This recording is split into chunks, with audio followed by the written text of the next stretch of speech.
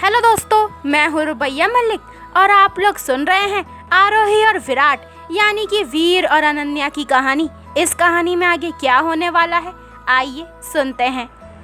वीर और अनन्या वहाँ पर एंजॉय कर रहे थे, तभी उन्हें विक्की और मिताली का वीडियो कॉल आता है। थोड़ी देर वीडियो कॉल पर बात करने के बाद उन्होंने विक्की की बेटी को देखा और थोड़ी देर घूमने के बाद वो दोनों वापस जाने लगे। तभी एक तरफ को अनन्या की नज़र पड़ी, जहाँ पर एक लड़का लड़की के सामने गुलाब का फूल लेकर अपने घुटनों पर बैठा हुआ था और वो दोनों ही दीन दुनिया से बेखबर एक दूसरे की आंखों में खोए हुए थे। अनन्या की नज़र जब उन पर पड़ी तो वो वहाँ चली गई। अब जहाँ अनन्या हो और गुलाब दिखे और अनन्या वहाँ पर ना हो, ऐसे कैसे हो सकता है। उन दोनों के पास जाकर उसने चुपके से उस लड़के के हाथ में पकड़े हुए गुलाब की पत्तियाँ तोड़ी और खाकर वापस वीर के पास आ गई। उसकी इस हरकत से वीर का मुंह खुला ही रह गया और वो हैरानी से अपने आप से कहता है, ये क्या था। अनन्या अपनी आंखें बंद करके मुस्कुराते हुए कहती है, थोड़ी सी शैतानी। अब देखना आप, चलो बैठो। उसने वीर का हाथ पकड़कर बैठा लिया। दोनों ही उनके पास ही बैठ गए। अनन्या ने अपने फ़ोन में लाउड म्यूज़िक चला दिया, जिसकी आवाज़ सुनकर वो दोनों ही होश में आए और अब उस लड़के का ध्यान उसके हाथ में पकड़े गुलाब की डंडी पर गया तो वो हैरान रह गया और एकदम से बोला, ये कहाँ गया। मैं तो रोज़ लाया था, पर अब तो डंडी ही रह गई है। उनकी बातें सुनकर वीर और अनन्या को हंसी आ रही थी। तभी अनन्या एकदम से कहती है, गुलाब गुस्सा होकर चला गया। उन दोनों ने उसकी तरफ देखा। क्या? तो अनन्या कहती है, और नहीं तो क्या, अब इतनी देर से बेचारा इंतज़ार कर रहा था कि कोई तो पकड़े, पर नहीं। आप दोनों तो एक दूसरे की आंखों में खोए हुए थे।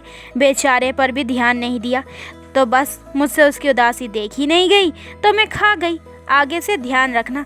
बेचारे वो कुछ बोलते नहीं हैं, तो इसका मतलब ये थोड़ी ना हुआ कि उन्हें अकेला सा उदास सा छोड़ दो। वो लड़का अपनी आंखें बड़ी करके कहता है, यार कितना बोलती हो तुम, लास्ट टाइम कब चुप हुई थी। अनन्या कहती है, खुदा से खौफ खाओ, मैं कहाँ बोलती हूँ, मैंने तो कुछ भी नहीं बोला। इतनी देर से तो आप दोनों ही बोले जा रहे हैं, मैं तो चुप ही हूँ। मेरी तो ये समझ में नहीं आता कि आप लोग इतना बोल कैसे लेते हो। वैसे इतनी एनर्जी कहाँ से लाते हो आप। अनन्या अभी भी बोलती ही रहती। अगर वीर ने उसका मुंह बंद नहीं किया होता। उसने अनन्या का मुंह बंद किया और उसे उठाकर वहाँ से ले गया और वो दोनों मुंह खोले और आंखें फाड़े उसे ही देखते रहे, शायद समझने की कोशिश कर रहे होंगे कि क्या सच में हम ज़्यादा बोलते हैं। वीर ने आगे जाकर उसे छोड़ा और उसके मुंह पर से अपना हाथ हटाया। अनन्या कहती है, अब मुझे वहाँ से क्यों ले आए। उन्होंने मुझसे बोला कि मैं ज़्यादा बोलती हूँ। मैं कहाँ ज़्यादा बोलती हूँ, मुझे उन्हें बताना था। अनन्या बच्चों की तरह मुंह बनाते हुए कहती है। तो वीर उसे गले लगाते हुए कहता है, अरे अरे, तुम थोड़ी ना ज़्यादा बोलती हो, बाकी सभी ज़्यादा बोलते हैं, तुम तो हमेशा ही चुप रहती हो। अनन्या उससे अलग होकर उसकी तरफ देखते हुए कहती है, सच्ची। तो वीर उसके गालों को प्यार से खींचते हुए कहता है, मुच्ची। उसकी बात सुनकर अनन्या खुश हो गई और उसके गाल पर किस करते हुए कहती है, यू आर सो स्वीट। उसकी इस हरकत से वीर मुस्कुराने लगा। अनन्या ने उसका हाथ पकड़ा और खींचते हुए वहाँ से पार्किंग एरिया में आ गए। अनन्या ने अपनी जेब से पेज निकाला जो वो हार्डवेयर की शॉप से लाई थी। उसने वीर से पेन लिया और एक नोट लिखा और उस नोट को पंचर की हुई बाइक्स पर चिपका दिए और दोनों ही वहाँ से बीच की तरफ निकल गए। थोड़ी देर बाद वो बाइक वाले मस्ती करते हुए आए और जब बाइक पंचर देखी तो हैरान रह गए। चारों बाइक्स पंचर थी। सभी ने एक दूसरे की शक्ल देखी। तभी एक नज़र बाइक पर रखी चिट पे पड़ी। उसने वो चिट उठाई और पढ़ना शुरू किया। आप लोगों को रेस लगाने का बहुत शौक़ है ना, तो ये आपकी गलती की छोटी सी सज़ा है। मुझे पता है ये पढ़कर आपको गुस्सा बहुत आ रहा होगा, लेकिन एक बात ठंडे दिमाग से सोच कर देखिए। मस्ती मजाक करना एक अलग बात है, लेकिन उस मस्ती से किसी का नुकसान ना हो। आप अपनी और दूसरों की जान की परवाह किए बिना एक दूसरे से रेस लगाने में लगे थे, ये सोचे बिना कि अगर ज़रा सी भी चूक हो जाती तो उसमें आपके साथ साथ दूसरों की जान को भी खतरा रहता। अपनी ना सही तो कम से कम उनके बारे में सोचिए जिन्हें आपकी जान की परवाह है, जिनके लिए आपकी जान की बहुत कीमत है, जिनकी जान सिर्फ़ और सिर्फ आप लोगों से है, आपके परिवार वाले जो आपकी सलामती की दुआ मांगते हैं। कम से कम उनके बारे में सोचा करिए, तब मस्ती करिए। जब आप सब अपने घर से निकलते होंगे तब आपके मम्मी पापा को चिंता होती होगी। जब तक आप वापस सही सलामत घर नहीं पहुंच जाते होंगे, मस्ती ऐसी होनी चाहिए जिससे किसी को कोई नुकसान ना हो। याद रखिएगा आगे से। धन्यवाद। सभी ने वो चिट पढ़ी और उन्हें उनकी गलती का एहसास हो गया। पता नहीं ये लिखने का असर था या फिर कुछ और जिसने उन्हें इस बात का एहसास कराया, और वो सब अपनी बाइक को ठीक करवा के आगे घूमने चले गए। उन्होंने बहुत सी जगह घूम ली थी, फिर उन्होंने रास्ते में लंच किया और वापस घूमने चले गए। दोनों ही एक दूसरे का साथ पाकर खुश थे। अनन्या खुश थी और वीर अनन्या को खुश देखकर खुश था। दोनों ने खूब मस्ती करी थी। दोनों ही थक गए। आराम करने के लिए पार्क में लेट गए। थोड़ी देर बाद अनन्या फिर से मस्ती करने लगी। उधर एकदम से बादल घिर गए और अचानक से बारिश होने लगी। हल्की बूंदाबांदी थी, इसलिए दोनों होटल के लिए निकल गए। पर रास्ते में बारिश तेज हो गई और वीर ने बारिश से बचने के लिए बाइक रोकी और एक टूटी फूटी चाय की टपड़ी के नीचे खड़े हो गए। सिर्फ सिर ही बच रहा था भीगने से, बाकी तो पानी के छींटों की वजह से भीग ही रहे थे। बारिश देखकर अनन्या के पेट में उछल कूद हो रही थी। उसे बारिश में भीगना बहुत पसंद था। वह अचानक से टपड़ी से निकलकर बारिश में भीगने लगी। वीर ने उसे पकड़कर वापस खींच लिया और बोला, कहाँ जा रही हो? अनन्या बारिश देखती हुई एक्साइटेड होकर कहती है, वो बारिश में भीगने। वीर कहता है, नहीं, बारिश में बिल्कुल भी नहीं भीगना है वरना बीमार पड़ जाओगी, और वैसे भी ये कश्मीर की बारिश है। वीर ने कहा तो वो क्यूट सा फेस बनाकर कहती है, प्लीज़ मुझे बारिश में भीगने दो ना, वैसे भी आधा तो भीग ही चुकी हूँ और बाकी का भी भीगने दो ना प्लीज़। वीर ने उसे झूठे गुस्से में कहा, अनन्या आई सेड नो, मतलब नो। अनन्या चुप हो गई। अब अनन्या तो अनन्या है, किसी की बात मान जाए तो उसका नाम ना घिस जाए। उसने वीर का ध्यान दूसरी तरफ देखा तो वह धीरे से बाहर जाने लगी, पर वीर ने उसे पकड़ लिया और बोला, वहाँ कहाँ जा रही हो? अनन्या कहती है, वो मैं ना देखने जा रही थी कि बारिश रुकी या नहीं। तो वीर अपनी आईब्रो उठाते हुए कहता है, रियली? वो तो यहाँ से भी पता चल रहा है कि बारिश नहीं रुकी है, वो अभी भी हो रही है। अनन्या कहती है, हाँ पर मुझे तो नहीं पता चलेगा ना, इसलिए मैं जाकर देख रही हूँ। अनन्या बोलकर फिर से जाने लगी, पर वीर ने उसका हाथ पकड़कर वापस अपने पास खड़ा कर लिया। पर वो बार बार बाहर निकलती और वीर बार बार पकड़कर अंदर खींच लेता। अब वीर ने उसका हाथ पकड़कर अपने पास ही खड़ा कर लिया था।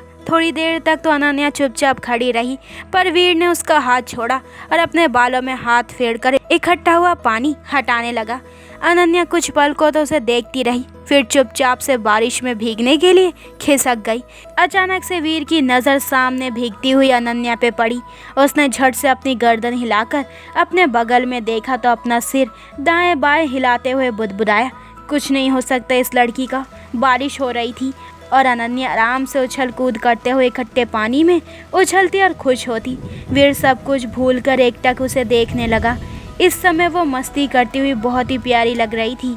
अचानक ही वीर के कदम उस तरफ बढ़ गए। वीर अनन्या के पास आया और उसके कंधे पर हाथ रख दिया। अनन्या ने उसकी तरफ देखा तो एक पल को डर गई कि उसने उसकी बात नहीं मानी। उसने अपनी गर्दन नीचे झुका ली और बोली, सॉरी, प्लीज़ गुस्सा मत करना, मुझे ना बारिश में भीगना अच्छा लगता है, इसलिए अपने आप को रोक नहीं पाई, उसने बोला और वहाँ से वापस टपरी की तरफ आने लगी। वीर ने उसका हाथ पकड़ा और अपनी तरफ को खींच लिया। वो उसके सीने पर आकर लगी। वीर ने उसके कमर पर अपने हाथ रख दिए। पानी की वजह से उसकी आंखें नहीं खुल रही थी, इसलिए वो जल्दी जल्दी अपनी पलकें झपकाने लगी। वीर उसे देखते हुए कहता है, तुमने मेरी बात नहीं मानी ना, तो अब तुम्हें इसकी सज़ा मिलेगी। अनन्या अपनी आंखें खोलने की नाकाम कोशिश करते हुए कहती है, सज़ा? वीर कहता है, हाँ सज़ा। जब तक वो कुछ रिएक्ट करती, वीर ने उसके होठों पर अपने होठ रख दिए। दोनों इस एहसास में खो गए। थोड़ी ही देर में वीर अलग हुआ और उसकी तरफ देखकर कहता है, चलो चले, बारिश रुकने के कोई आसार नज़र नहीं आ रहे हैं।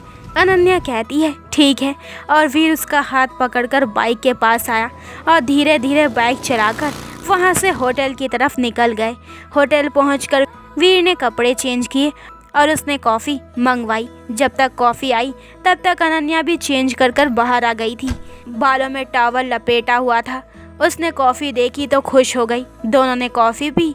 कॉफ़ी पीकर वीर फ़ोन पर बातें करने लगा। अनन्या अपने बाल छुड़ाने लगी। वो अपने गीले बालों को हाथों से छुड़ाने लगी।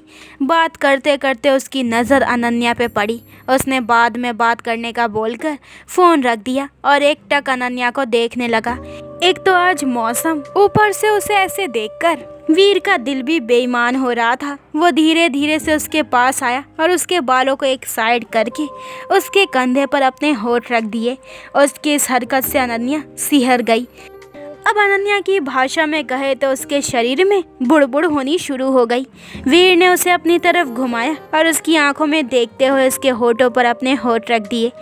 थोड़ी देर तक इस एहसास में खोए रहने के बाद वीर ने उसे अपनी गोद में उठाया और बेड पर लेटाते हुए अपने गाल को उसके गालों पर टच करके शरारत से कहता है, अब तो नहीं चुभ रही दाढ़ी।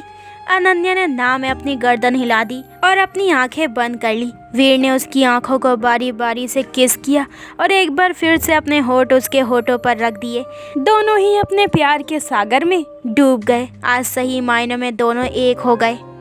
अगली सुबह अनन्या की आंख खुली तो खुद को वीर की बाहों में पाकर अनन्या को पिछली रात की बात याद आ गई और उसने शर्माकर वीर के सीने में अपना मुंह छिपा लिया। उसकी इस हरकत से वीर के चेहरे पर प्यारी सी मुस्कान आ गई और उसने कसकर उसे अपनी बाहों में भर लिया। आज की सुबह दोनों के लिए सुहावनी थी। वीर ने उसे अलग करके उसे किस करते हुए कहा, गुड मॉर्निंग। अनन्या ने उसकी तरफ देखा और उसके गाल पर किस करते हुए कहती है, गुड मॉर्निंग। थोड़ी ही देर बाद दोनों उठे। अनन्या उठी और एकदम से बेड पर बैठ गई। वीर घबरा गया और उससे बोला, क्या हुआ, तुम ठीक तो हो ना? अनन्या कहती है, हाँ मैं ठीक हूँ। अनन्या ने कहा तो वो फिर से कहता है, फिर तुम अचानक से बैठ क्यों गई? सिर घूम रहा है क्या? अनन्या मासूमियत से कहती है, नहीं तो मेरा सिर नहीं घूम रहा है, मेरा तो पूरा कमरा घूम रहा है। वीर अजीब नज़रों से उसे देखते हुए कहता है, क्या? तो वो फिर कहती है, सच्ची मुच्ची मुझे ऐसा लगा अचानक से जैसे सब कुछ घूम रहा है। वीर कहता है, चलो थोड़ी देर आराम करो, फिर हम डॉक्टर को दिखाने जाएंगे। वीर ने उससे कहा और नहाने चला गया। थोड़ी ही देर बाद दोनों ब्रेकफास्ट करके पहले डॉक्टर को दिखाने गए। वहां जाकर पता चला कि बीपी लो होने की वजह से चक्कर आया था, लेकिन फिर भी वीर ने अपनी तसल्ली के लिए लंदन में जिन डॉक्टरों ने सर्जरी की थी उनसे पूछा तो उन्होंने वीर को टेंशन ना लेने के लिए बोला और ये भी कहा कि अगर वो अपनी तसल्ली के लिए उसे एक बार टेस्ट करवाने को बोला। थोड़ी देर बात करने के बाद उसने फ़ोन रख दिया। थोड़ी ही देर बाद दोनों घूमने निकल गए। जब तक कश्मीर में रहे दोनों ने खूब मस्ती की, पर अनन्या ने अपने कांड करने नहीं छोड़े। अनन्या ने सभी के लिए शॉपिंग भी की और अपने मम्मी पापा और सभी के लिए। अगले दिन उन्हें वापस जाना था, इसलिए पहले ही पैकिंग कर ली थी। अगले दिन दोनों ही अपने घर के लिए निकल गए, इस बात से अनजान कि उनके घर में एक बहुत बड़ा सरप्राइज़ उनका इंतज़ार कर रहा है। तो दोस्तों, ये वाला एपिसोड यहीं पे ख़त्म होता है। अगले एपिसोड में जानेंगे कि आखिर उनके घर में कौन सा बड़ा सरप्राइज़ उनका इंतज़ार कर रहा है। तो आगे के एपिसोड और भी इंटरेस्टिंग होने वाले हैं, तो मेरे चैनल को जल्दी से सब्सक्राइब करें ताकि आपको मेरे न्यू एपिसोड के नोटिफिकेशन सबसे पहले मिल जाए। लाइक शेयर करें और कमेंट करके मुझे ज़रूर बताएं कि आप लोगों को ये स्टोरी कैसी लग रही है। अपना ख्याल रखें। बाय दोस्तों।